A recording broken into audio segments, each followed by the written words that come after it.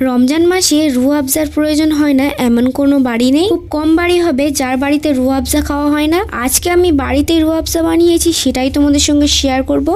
আজকে আমার দেখানো রুহ আফজা বানানোর প্রসেসটা একবার শিখে রাখলে দোকান থেকে রুহ আফজা কিনে খাওয়ার কথা ভুলেই যাবে। খুব সহজভাবেই বাড়িতে থাকা কয়েকটা উপকরণ দিয়ে বানিয়ে দেখাবো। তো তার জন্য ভিডিওটা একটু স্কিপ না করে সম্পূর্ণ ভিডিওটা দেখতে থাকো। তো আমি এখানে কতগুলো ফ্রেশ গোলাপ ফুল নিয়েছি, এগুলো আমার হাজবেন্ড আমার জন্য এনেছিল। এখান থেকে আমি আমার জন্য 3-4টা ফুল সরিয়ে রেখেছি, যেহেতু হাজবেন্ড দিয়েছে বলে কথা। আর বাকি 10 পিস ফুল আমি নিয়েছি। এবারে গোলাপ ফুলের পাতাগুলোকে ছিঁড়ে নেব। আমি সবগুলো গোলাপের পাতাগুলোকে ছিঁড়ে নিয়েছি। এবারে একটা বোলের মধ্যে পরিষ্কার পানি নিয়েছি, পানির মধ্যে গোলাপের পাতাগুলোকে দিয়ে ধুয়ে পরিষ্কার করে নিচ্ছি, যাতে পাতার মধ্যে কোনো ধুলাবালি থাকলে সেটা ক্লিন হয়ে যায়। এখন পানি ঝরিয়ে পাতাগুলোকে তুলে নেব। তুলে একটা ক্লিন বোলের মধ্যে সব গোলাপগুলোকে রেখে দিচ্ছি। তোমরা চাইলে এখানে গোলাপের পরিমাণটা বাড়িয়ে বা কমিয়ে নিতে পারো। তারপর আমি এখানে একটা বেদানা নিয়েছি, লাল টকটকে বেদানা নিয়েছি।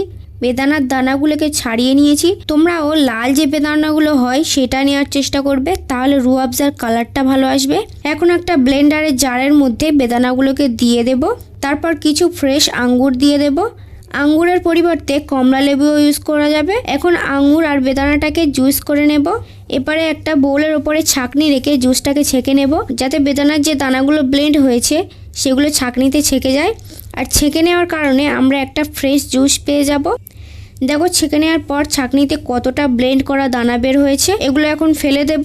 কমলা লেবু যদি তোমরা ব্যবহার করো সেক্ষেত্রেও এভাবে ছেঁকে নিতে হবে। এখন এখানে একটা বোলের মধ্যে পানি নিয়েছি, 1 মুঠো পুদিনা পাতা পানির মধ্যে ভালোভাবে ধুয়ে নিচ্ছি।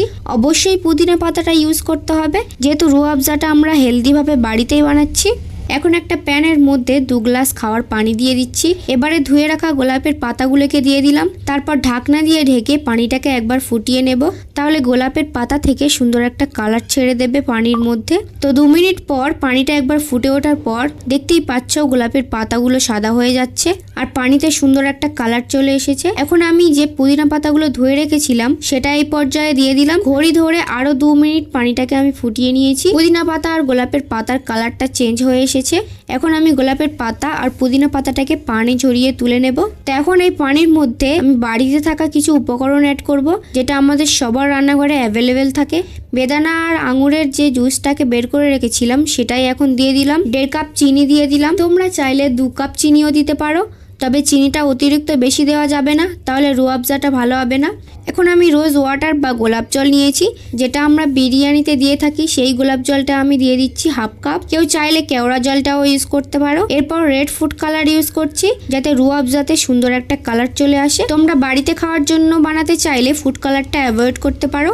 এরপর অনবরত নাড়তে থাকবো। তারপর আমি 1/2 লেবুর রস দিয়ে দিলাম, যাতে পরে রুহ আফজাটা ঠান্ডা হওয়ার পর জমে না যায়। নাড়তে নাড়তে লক্ষ্য করবে রুহ আফজাটা এরকম চিটচিটে হতে শুরু করেছে আর এরকম ঘন হয়ে কালারটা চেঞ্জ হয়ে গিয়েছে। তখন নামিয়ে হালকা ঠান্ডা করে নেব। একেবারে ঠান্ডা হওয়ার আগে হালকা গরম থাকা অবস্থায় যে কোনো খালি বোতলে রুহ আফজাটা ঢেলে নিতে হবে। আমার এখন রুহ আফজাটা একদম পারফেক্ট ভাবে হয়ে গিয়েছে। এখন আমি হালকা একটু ঠান্ডা হওয়ার জন্য রেখে দেব। তারপর একটা কাঁচের বাটির মধ্যে রুহ আফজাটা ট্রান্সফার করে নিচ্ছি। আমি আরো একবার রুহ আফজাটা হালকা গরম অবস্থায় থাকায় ছেঁকে নিচ্ছি। তারপর কোনো খালি বোতলের মধ্যে রুহ আফজাটা ট্রান্সফার করে নেব। এখানে আমি একটা ছোট কাঁচের পাত্রের মধ্যে ঢেলে নিয়েছি। ঠান্ডা হওয়ার পর রুহ আফজাটা অনেকটাই ঘন হয়ে গিয়েছে। Look at this. তারপরে আমি বাকি রুহ আফজাটা একটা খালি গোলাপ জলের বোতলের মধ্যে ভরে নিয়েছি। এই একবার রুহ আফজাটা বানিয়ে 2 বছর নর্মাল ফ্রিজে রেখে সংগ্রহ করতে পারবে। তার মানে একবার বানিয়ে 2 বছরের রুহ আফজা কেনার ঝামেলাই শেষ। আমি আজ যতটা রুহ আফজা বানিয়েছি, এতটুকু একটা ছোট রুহ আফজার বোতলের দাম মার্কেটে 150-র ওপরে। আর আমি বাড়িতে মাত্র 20 টাকার গোলাপ ফুল, একটা বেদানা আর কিছুটা আঙুর দিয়ে এতটা রুহ আফজা বানিয়ে ফেললাম। এখন আমি একটা গ্লাসে ঠান্ডা পানির মধ্যে কিছু আইস কিউব দিয়ে দিলাম। এবারে আমার বানানো রুহ আফজা থেকে 2 চামচ রুহ আফজা পানির মধ্যে দিয়ে মিক্স করে নিচ্ছি। তাহলে আমাদের রুহ আফজা শরবত একেবারে রেডি। কালারটা কত সুন্দর এসেছে দেখো। আমি তো আর কোনো দিন রুহ আফজা বাইরে থেকে কিনে আনবো না, ঠিক করে ফেলেছি। তোমরাও যদি বাইরের আনহেলদি রুহ আফজা বেশি দামে কিনে খেতে না চাও, তাহলে আমার দেখানো প্রসেস ফলো করে বাড়িতেই হেলদিভাবে রুহ আফজা বানিয়ে ফেলো। এই রমজানে ইফতার স্পেশাল আমি আরো নতুন নতুন সব রেসিপি তোমাদের সঙ্গে শেয়ার করব। তাই যদি এখনো আমার চ্যানেলে নতুন হও তাহলে আমার চ্যানেলটাকে সাবস্ক্রাইব করে রাখো, যাতে পরবর্তী ভিডিওর আপডেট সবার আগে তোমার কাছে পৌঁছায়। আজকের রুহ আফজার রেসিপিটি ভালো লাগলে অবশ্যই আমাকে কমেন্ট করে জানিও। রুহ আফজার ভিডিওটা ভালো লাগলে ভিডিওতে একটা লাইক করে দিও আর তোমার ফ্যামিলি মেম্বারদের সঙ্গে শেয়ার করে দিও, যাতে তারাও এই রুহ আফজার রেসিপিটি দেখে ইফতারে খেতে পারে। দেখা হবে পরের কোনো ইউনিক অ্যান্ড টেস্ট রেসিপিতে, ততক্ষণে বাই বাই।